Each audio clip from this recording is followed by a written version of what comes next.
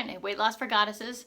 Hooray, we are at week 7. Woohoo! In the Weight Loss Accelerator. Congratulations. This is amazing. You're doing such good work. Keep going. It's amazing. This is hard stuff, and you guys are doing a great job. And I wanted to check in today. You know, we have 2 more days left in the whole 30. If you're watching this on the Monday, it's amazing. And I just wanted to talk about self-sabotage, because we're at kind of a cusp in many ways of entering back into regular eating after being on the whole 30. So let's dive in. So as far as self-sabotage, it's something everyone does. It's a complicated, nuanced experience in which we make some transformation, some change, and then whether it's old stories or the ego or the culture around us or habit, whatever it is, kind of pulls us back, you know, and we are complicit in that. You know, we do something that confounds this great step we're going to take. So I've talked to some people during the whole 30 who found that either they found themselves eating something that wasn't compliant, or they, you know, I had someone who had told her whole family what she was doing, got everybody on board, and then when she got at the camp where she told her mom that she could only eat these foods, her mom somehow had totally not prepared for her, so she didn't have any food. So, you know, that we have, some of us, fallen off the wagon, eaten food that isn't great, and instead of having any feelings of shame or really letting it mean more than it does, just, it can be just an example of, wow, you know, like, I am taking such good care of myself, and I'm doing what I can to learn about all these ways I self-sabotage myself. And that self-sabotage with food is a very raw way to do it. You know, it's a very primal way to sabotage yourself. There's lots of ways, but it so affects how you feel every day. It so affects how much power you have and who you are in the world. It affects your weight and then how you move in the world. It's a very potent way to sabotage yourself. So we're not going to let that work anymore. It's not a thing. You can't let yourself spiral. And we're going to have, you know, an exercise that helps with that. But just to know you are doing a great job wherever you are. Fantastic that you are doing this program. You have these tools, and you are in a community that, even if you totally fell off the wagon and you are eating a donut right now as you watch this, even if you messed up here and there and you don't know if it really counts as a whole 30, or even if you did the whole thing amazingly and you didn't eat one speck of food and you are so proud of yourself, all of you are welcome. It's all fine wherever you are. We're just going to keep moving and learn from each time we do something that isn't ideal. Oh, what was that? What was that about? What was that motivation? Why did I do that? What was I scared of? And the tapping is really amazing for this. It has a lot of, just even after you've just eaten something, when you're feeling that guilt and shame, to just let yourself tap on it. Or even getting so attached to doing the whole 30 so perfectly that you're like, I'm amazing, which is great, but then you don't even know how to begin eating again, because you've really thrived on having the rules, and there's that fear about, oh my gosh, if I'm left out in the open at a, you know, a buffet, it's all going to be over. So just having a lot of tenderness with yourself and a lot of curiosity and a lot of willingness to be like, this time we're unpacking this. This time we're looking at this. This is going to be different from all those other times. So it's very exciting as we move forward. And I just want to commend you for coming this far and for doing this work and for being so brave, and that there's so much more to come. You have so much transformation in front of you. It is very exciting. So hooray for that. So then addressing self-sabotage as we enter this phasing out time of the whole 30. So we've done the whole 30, we've got a couple more days on it, and then we can allow food back in. And this is a challenge for many people. For some of us, this is more challenging than doing the whole 30. There's lots of ways to do it. The way I recommend is to do it as thoughtfully and slowly as you can. And this has been challenging for me in the past, because it's like, oh, I'm going to have a piece of this flourless chocolate cake. I'm only going to have half of it. I'm going to see how it tastes. But then when I feel like total hideousness, I don't know, was it the chocolate? Was it the sugar? Was it the, what's in a flourless chocolate cake? I don't know. It's not flour, but there's some cream, something delicious. Anyway, so what is it in that made me feel badly?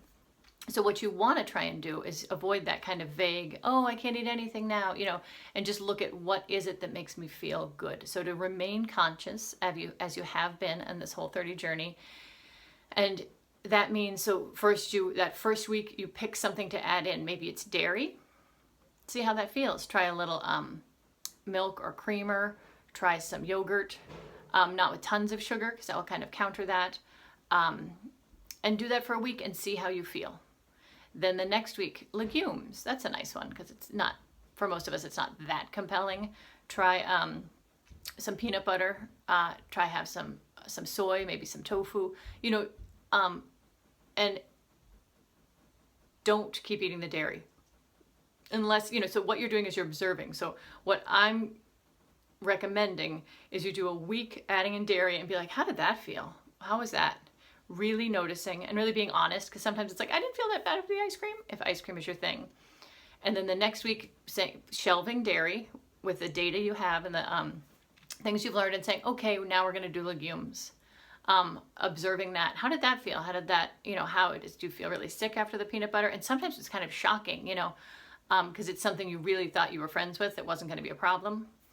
And then the next week would be grains. And this is so triggering for so many people.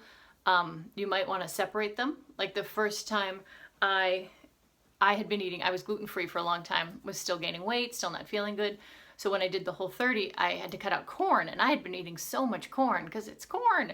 So I'd been having corn tortillas on things, corn flakes, just things that turned out when I added corn back in, all my symptoms came back of like a tremendous bloating, skin itching, stomach upset. I get this my hand starts to hurt. I don't know if it's like early arthritis or what it is, but all these symptoms came back and I was like, oh, I was so thick about it. I was so resistant to it because I love a good warm corn tortilla and I'd already given up gluten and I thought I'd found my thing. Even though all the data probably for a year had been telling me that it wasn't working, I completely ignored it. So try and be more open and less resistant than I was as you add these foods back in, and maybe try corn for a couple days, a nice ear of sweet corn, a corn tortilla, and see what happens. And that sometimes the symptoms of a food not agreeing with you, sometimes it can be moodiness, sometimes it can be the itchiness is what gets me. It's so funny because if I have gluten, I just start to itch all over. So notice what it is for you. And then you just continue, and I'll give you a handout to kind of show how to add things back in, but that is the ideal way to let foods back in. Many of us find after doing the Whole30 repeatedly that it's like you learn, I can do pretty much the Whole30 plus a glass of wine, maybe once a week, or, and that's another thing, wine, you can add that back in, or whatever it is you drink, alcohol, in another week. But, or you realize like, oh my gosh, I thought it was gluten that bothered me, but it's actually the corn. You figure it out so you can fine tune it more, and you can, a lot of what the Whole30 and this program is about is this incredible food freedom, to have the freedom to eat what you want, but with that comes the responsibility and the acknowledgement that there are ramifications for what you eat. And that is challenging sometimes, because at least to me, the people I hang out with at work and in my world, it seems like they get to eat whatever they want. Why can't I? To kind of let go of that. You might just be a more sensitive being. And I'm sure there's many marvelous things that come from that. One of the more challenging things is you can't eat whatever you want. Maybe you'll find like, oh, it was just the green beans that bothered me or that made me gain weight or made me kind of lose perspective on what's healthy and what makes me feel good. So that's the advice that I will give you in a more concrete form in a handout, but just to add things back in 1 week, pull it out. It takes a while, but it is absolutely worth it. And you can, you also, as far as weight loss, depending on, at this point, when you end in a couple days is the time that you're kind of allowed to weigh yourself and kind of look at that and see if there was weight loss, and to really acknowledge, if you can, just sit down.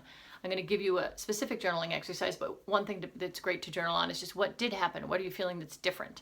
And maybe you've read, I've posted a couple of the non-weight victories, that because so many people focus on the weight loss, which is great, but also there's so many other things that happen with the Whole30. So just to really look and see, wow, this has changed, this has changed. I found like one of my huge ones was no PMS, no mood swing before my period. That is such a relief. And I didn't think it was that bad, but then now when if I've been eating something that's not, it's dairy that triggers it for me. So if I've been eating some dairy, I find I am so much, it ruins like 4 days. It makes me really sad. It makes me miserable. My period symptoms are worse. But if I don't eat it, oh my gosh, 4 days of my life, every month, of being much more happy and being more insightful and aware because have more access to my intuition because I'm less distracted. So amazing. So it's intense. I'm asking a lot of you, but I'm asking you to stay present as you introduce foods back into your life.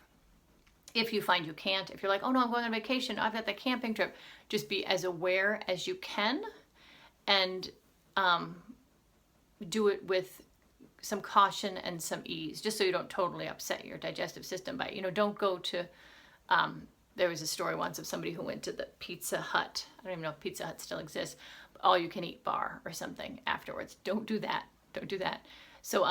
So you're moving into this with awareness of how you sabotage yourself, what it is you really truly want. Can you envision the goal of how you want to feel in 6 months, and how can eating today help you towards that goal? Try and have those kind of grown-up, responsible, more connected notions as you enter into this phase of opening up the door to eating. Another option, which is the option that I have chosen when I'm trying to lose weight, is just to stay on it. And as far as the Whole30 people, they don't recommend staying on it forever because it's like training wheels and you're riding a bike, and that bike eventually is food freedom, where you have awareness of how food makes you feel and you have a way to eat that makes you feel great. So that's ideal, and that is what we're moving towards. But that staying on the Whole30 allows you to continue to lose weight and continue to eat healthy and continue to get all your vitamins and nutrients that you need without all those fake calories of whatever it is you might choose to eat that's not as wholesome. And because for many of us who have a powerful sugar dragon, or whatever, a bread dragon, doesn't sound as scary as a sugar dragon, but that be aware that it's for each person, it's different things that wakens the dragon. So right now we have a nice sleeping dragon. And some dragons only awaken if you hammer over the head with eating lots of sugar. They're fine. You're not that crazy about it. Some of us are more sensitive, and just a little whiff, just having a bite of your kid's cotton candy one day and then having a few bites of somebody's Frosty the next day, can just trigger this thing that is it has awakened, and it is voracious. And to me now, it's so curious how sensitive mine is and how great I feel when I don't indulge it. But if I indulge the sugar dragon, it just tries to, take me down and have me eat horrible foods. You might have a more mellow sugar dragon, and so you might be able to play with it more. But part of what you have to do is you have to notice and be aware when your dragon wakes up, or else you find it's like 6 months later and you're eating cotton candy, oh, that's what's ruling me now. So the tricky thing with addiction is because it's so powerful, it can kind of take over your thinking. So you need to be very cautious and alert. So anyway, but I was trying to say you can stay on the Whole30. You can just keep going. And you can set a goal for, a lot of people do they do 3 months. So if you're not suffering too much, if you're feeling good, this is your chance to just keep going. And if you keep going, you continue to lose weight and you continue to have symptoms of any food disruptions you have disappear. So for a lot of people who have a more chronic illness, they recommend doing it for 2 months, maybe 3. So if that's a possibility for you, even the tiniest bit, that is what I recommend as far as keeping the weight loss going and keeping the healthy feelings going and not introducing that sugar dragon and all that it entails. What I found was it was so helpful, and a few clients have found this too, that if they just stay on it strictly and keep going, they can lose the weight. And by then they're so happy about how they feel, and they feel so good. By the time it's oh, I think it's time for me to come off. The sugar dragon has really hibernated really deep. Their weight loss is such that they have clothes they fit in and they feel amazing. So they're not going to sacrifice that for a donut, a stupid donut. And when you have the donut, you are so much more aware of how it makes you feel. It's kind of shocking. I assume that's what it's like for, other addictions like alcohol or things, just that the more distance you get from it, not that it's completely disarmed, but just the life you create outside of it is much more valuable, and you want to hold on to it. So that is my recommendation, you mighty ladies of the Weight Loss Accelerator. Stay on the Whole30, keep eating beautiful food until you get to the weight you want to be. And we can talk about that, email me, because I know some people, those people who fell off are like, oh no, do I start again? And I know there's a lot of pumping yourself up to start, but I would say start again or keep going, because this is a really healthy, sustainable, really wholesome way to get to your weight that you want to be while also getting stronger and feeling amazing. So that is and I'm going to send along an article, I think I've talked about it, about journaling and how powerful journaling is in removing blocks and removing trauma. So I want you to sit down and do some serious journaling this week as you add food back in. What is it you're scared of? What is it you miss about food? What would it be? What would it mean to be at your goal weight? What would it mean to, visualize yourself at that weight and feeling so good? What are you scared of about that? I find that's a very potent one for people. If everything you wanted with your weight and how you looked and how you felt came true, what would be the negative about that? So we're going to do some awesome journaling. Go crazy with it. The article makes you realize how incredible a tool journaling is. I use it all the time. I haven't wanted to overwhelm you with too many tools because I know you're all tapping diligently, but journaling is amazing and just engages a different part of your brain than just talking. So exciting. So this is a very big deal. The other thing I wanted to address is exercise. And I talked about it some in the Facebook group, but I know most of you aren't even on that. So exercise. I don't integrate it until now, partly because I think it's so much work and effort to transform our food and our thinking and bring on these tools and such that I don't want to overwhelm you. But also, in a way, your body almost needs to rest during the Whole30. For some of us who haven't been eating that well, or who it's just a huge shift for your body. So to also be like, we're also going to run sprints, just seems not ideal. So now is the time, week 7, we're going to start thinking about exercise. How do you want to move your body? What feels good to you? For many of us, the experience of exercising and moving our bodies has been in a almost a punishment way. You ate this much, you got to burn these calories. Or a competitive way. I've got to beat her in this marathon, or I didn't run marathons, but in this 5K or in this sprint or in this game or something. And so in Weight Loss for Goddesses, we have a very different approach of moving our bodies, which is do what your body loves. Again, we're using and cultivating our body as an instrument for our intuition, for our wisdom, for our love. It's this beautiful receptacle that we are nurturing. So what does your body want? And to check in with that animal of your body, what does it want? And I've tried so many different ways of exercising. Less than many, because I really can't stand it sometimes. Like spinning on the bicycle at like 5 a.m., swimming in the morning. Oh my God, catching cold every time it's dark and cold. I have so many negative experiences when I've tried to be like, you're going to do this, you're going to get strong. But for me, it just comes back to walking and yoga. That's what works for me. That's what works for my body. I loved Zumba. It was a lot of fun, but I herniated my disc because I got carried away and probably wasn't listening to my body in the moment because I was probably being competitive with the crowd and wanted to keep up. So for me, because I have a delicate and sensitive body, for me, it's better to be in a quiet yoga class where if something goes wrong, I can stop and take a break.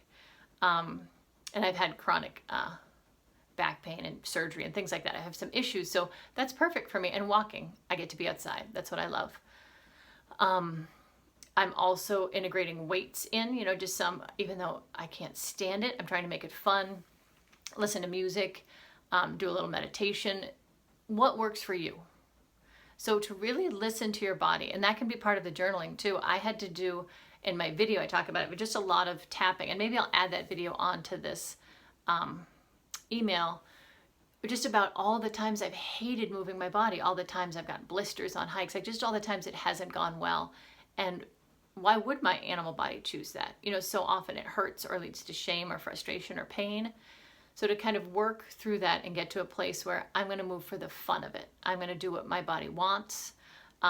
Is a different mindset. Not I'm going to force my body. I'm going to get this lazy ass body up off the couch. None of that. None of that. So next week we can talk more about moving your body and what you're doing. But I just wanted to plant that seed of what works for you in moving your body, what feels good, and what would you like to experiment with? Would you like to try ballroom dancing? Do you like swimming? It's summer now. Do you want to go swimming in a lake? Do you want to, what could you do 3 to 5 times a week to move your body that makes you feel good, that makes you feel connected to nature, that makes you feel like you are honoring your divine body?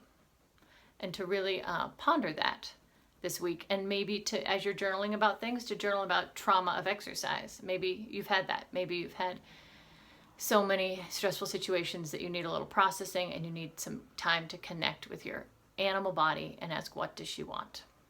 So exciting. It's an exciting week because we are we're doing it. We're stepping. We're either continuing with that whole 30. We've done it. We've done amazing, or we are slowly adding back things back in, which is also exciting. And even if you're not doing that now, so you can still access me through email or the Facebook page, or if you're doing this, I know some of you are a little behind, and that's all fine. So if it's this time, because it's a big time, you can always email me and we can chat about it. So just, you are transitioning from doing this whole 30, and if you decide to stay on it, we can check in later, or you can watch this later just to remind you about how to do the transition. Yeah, exciting. And then exercise. What is it you want to do? How do you want to move? And I was, as you know, I've seen Wonder Woman 3 times. I love it. And just the image of those powerful women who are so strong, it did motivate me to want to become stronger, not through a, oh, she's skinnier than me, or oh, she's got a flat stomach. It wasn't that. It was, I want to be strong and powerful. So that motivator is much more kind and loving to your body than the shaming, you're not enough motivator, so that then you can move through the discomfort of doing it. So that something like lifting weights, which is heinous, becomes something like, oh my gosh, I'm doing it. I'm taking a step. I'm going to be Wonder Woman, or whatever it is that works for you. So fun, Wonder Women. All right, you're awesome. Keep it up. Email me. You can text me. You just keep in touch and tell me how things are going. Wherever you are, you're doing great. You're where you're meant to be, and you can keep moving. You've got this. And yeah, all right, lots of love, and I will see you soon, and I look forward to it. Okay, bye. Mwah.